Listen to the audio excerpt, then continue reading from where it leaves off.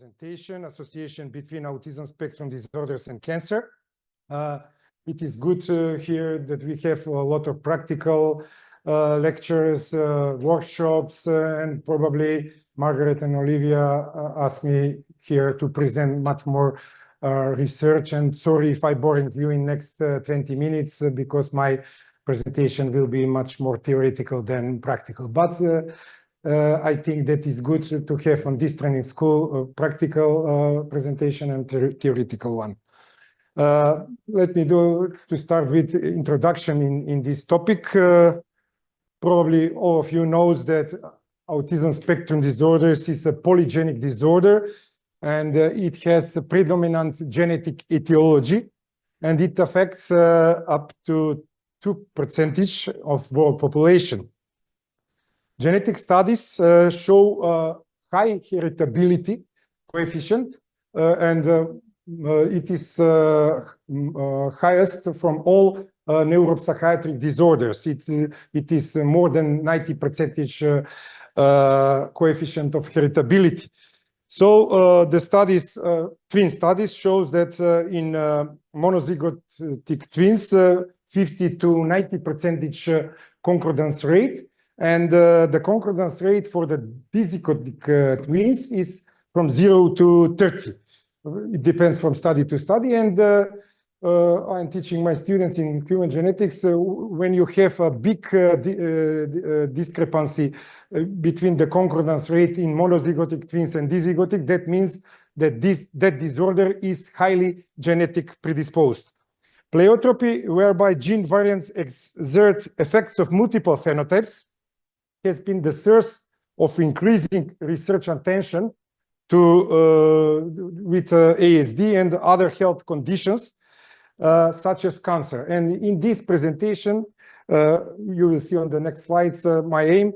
Cancer may occur at a variety of different ages and locations in the body. As you saw from previous presentations, cancer occurs when cells grow out of control, and treatment usually includes surgery, you know that, chemotherapy, radiation, and a variety of side effects may be present because of both cancer and its harsh treatments.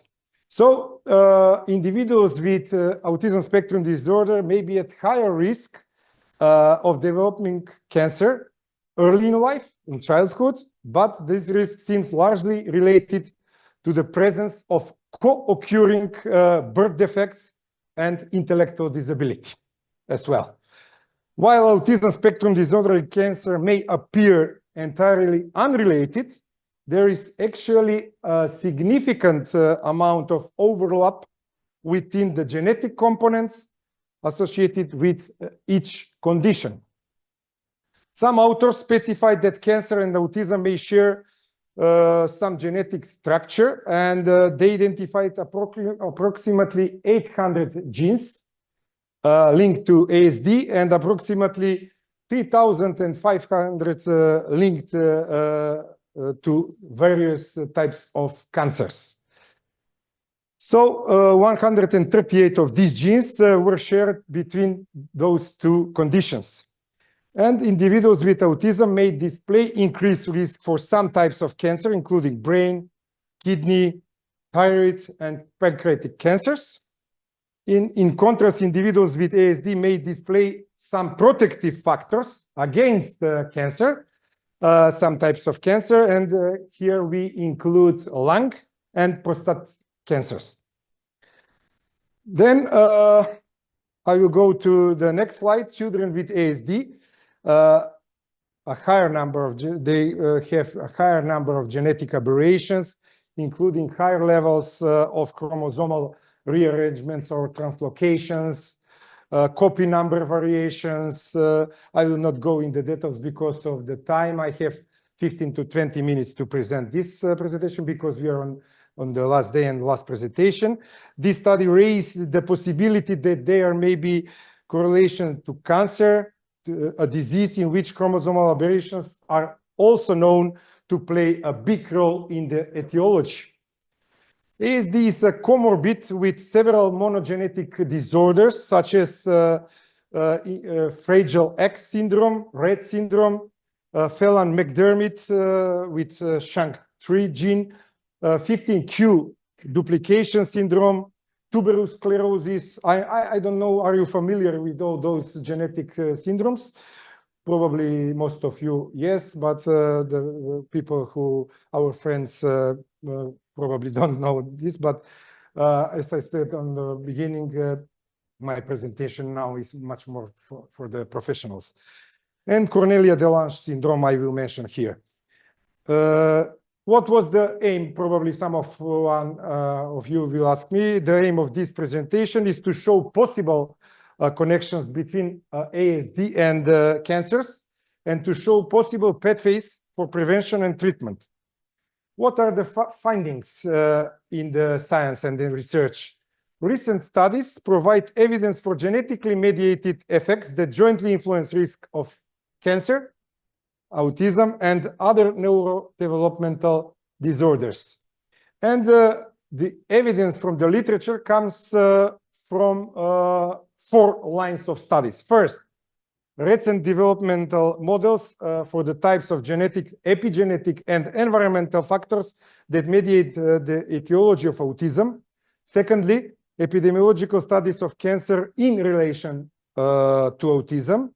Thirdly, genetic association and molecular genetic studies demonstrating the mutations in tumor suppressor genes and in other negative regulators of growth stimulating signal transduction pathways are associated with the developmental of syndromic form or idiopathic form of autism. And lastly, altered risk of cancer in other neurological disorders.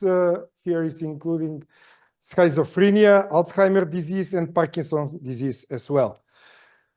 Also, some epidemiological studies in the literature on large cohorts of patients and clients with neurodevelopmental disorders showed increased risk for cancer compared to the general population. A standardized incidence ratio model was applied to a cohort from patients with autism from one Taiwan National Health Insurance database. And it was a long epidemiological study since 1997 and 2011.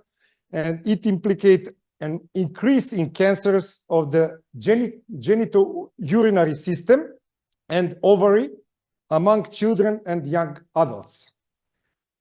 Increased cancer risk was also observed in another population-based studies with 2.3 million individuals from ASD in Nordic countries with co-occurring birth defects, including intellectual disability. And one of our points in the project is intellectual disability. So I'm not talking only on autism, but also I'm talking in people with intellectual disabilities.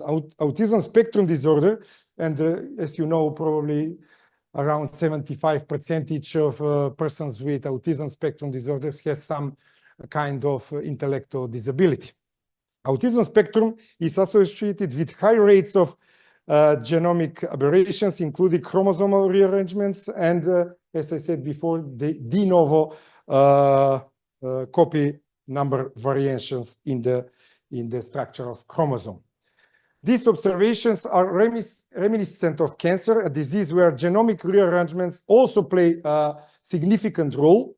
It is important to note that individuals with autism can also get the cancer in some period of their lives.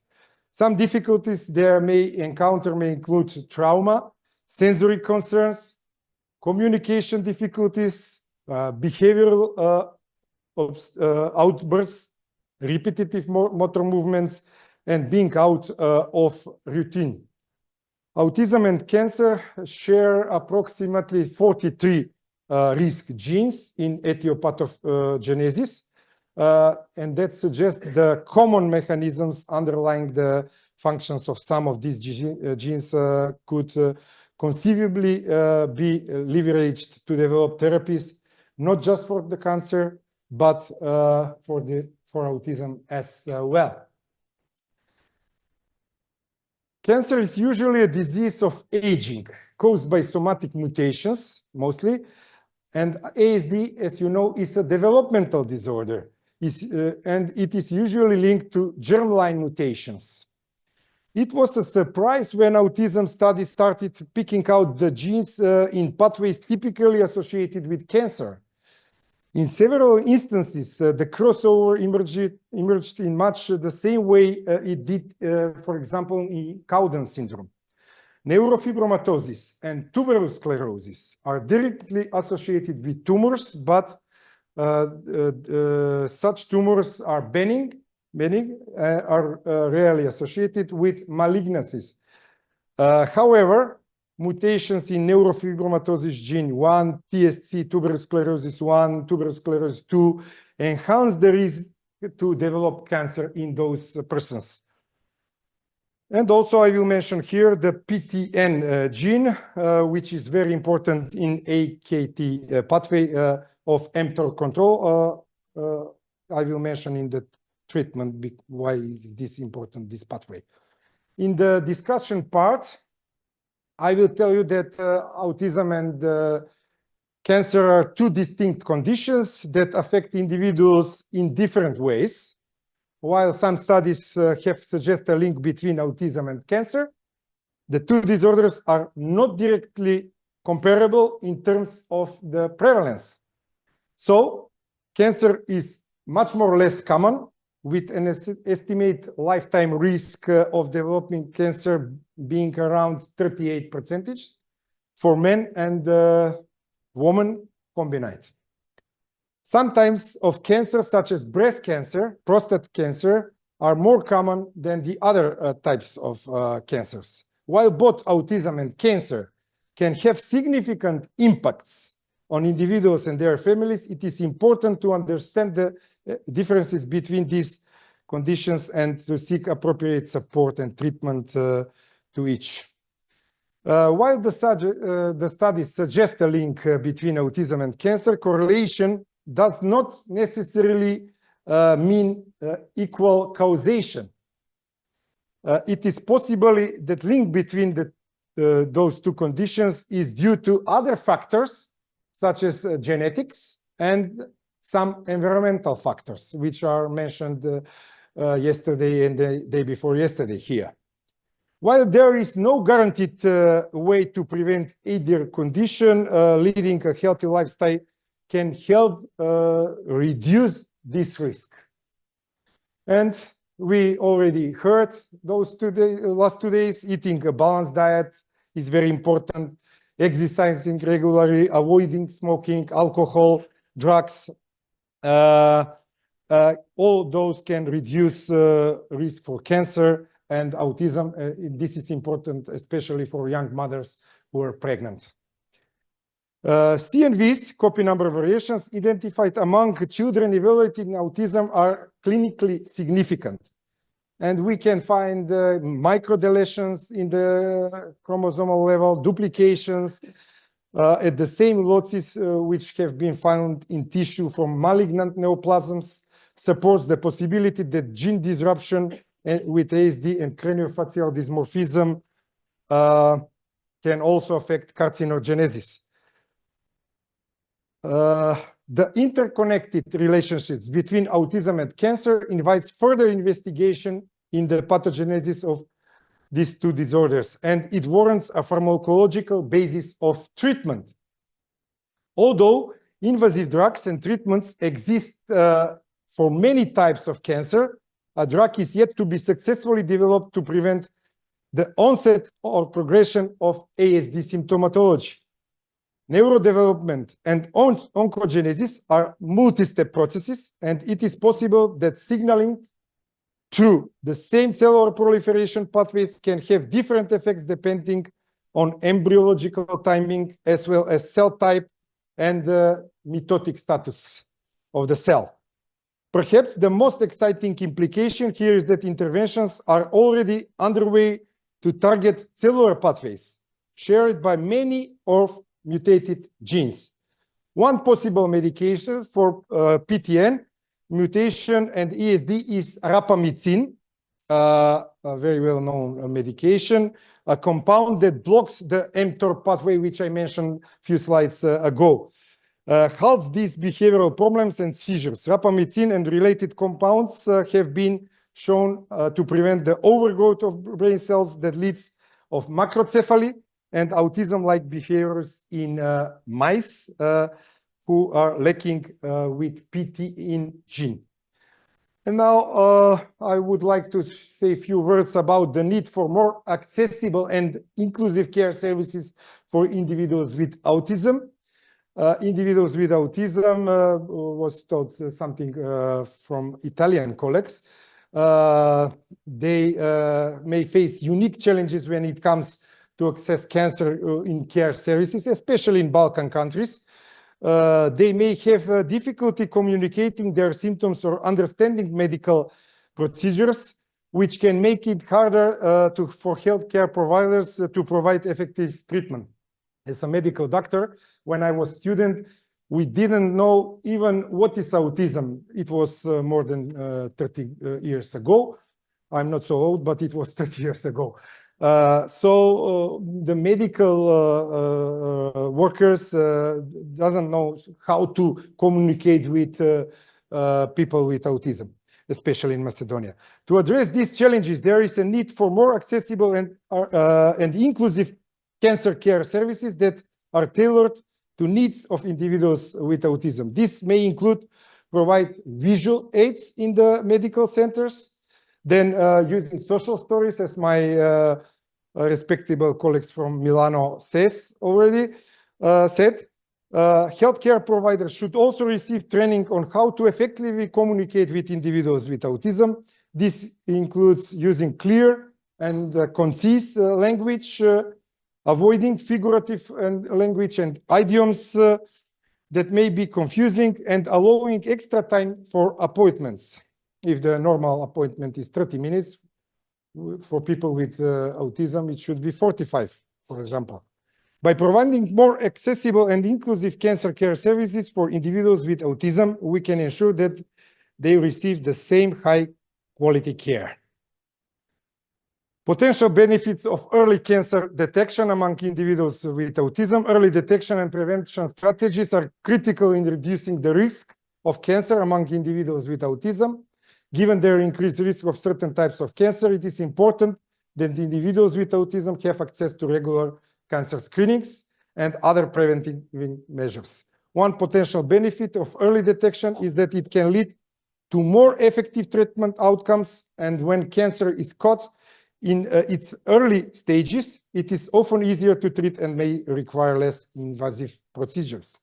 This can reduce the physical and emotional toll of treatment on individuals with autism, as well as their families. The need of more research to understand the link between autism and cancer. CUPID is on that way. One area of interest is the role of immune dysfunction in both autism and cancer. We can see low and lack of immunological functions in cancer and also in autism spectrum disorders. Researchers are exploring the possibility that immune system dysfunction in individuals with autism may be linked to an increased risk of developing certain types of cancer. By identifying these shared genetic factors, researchers may be able to develop targeted interventions that address both conditions simultaneously. Conclusions, and I'm on the end of my presentation. There is probably association between autism and specific forms of cancer. Genes encoding nuclear proteins involved in epigenetic functions were frequently shared between cancer and ASD, implicating the importance of aberrant gene regulation in both conditions. The increased cancer risk among individuals with ASD is likely mainly attributable to co-occurring ID and or birth defects in ASD. Further epidemiologic research in large population is needed. Approved drugs targeting oncogenic pathways might also have therapeutic value for treating autism, and stratifying individuals with ASD who harbor a risk gene for autism that is also a risk gene for cancer may enable therapeutic development of personalized medicine based on the specific causal mutation. It is the future of medicine, personalized medicine. It is so expensive, but I hope that some days we can treat each person with autism and cancer separately. So let me say here is my, this presentation is already published in June in Journal of Health and Rehabilitation Sciences. You can download it from there.